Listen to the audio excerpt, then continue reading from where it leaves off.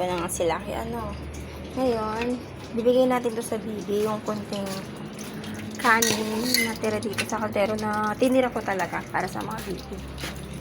Tayo guys ng tubig.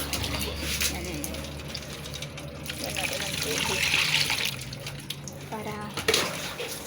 Para kahit pa paano guys, may makakain yung bibi kasi wala silang pagkain talaga.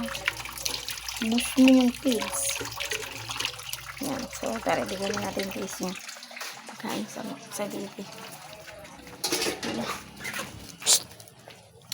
Bibi. Ito yung nila pagkain nila guys.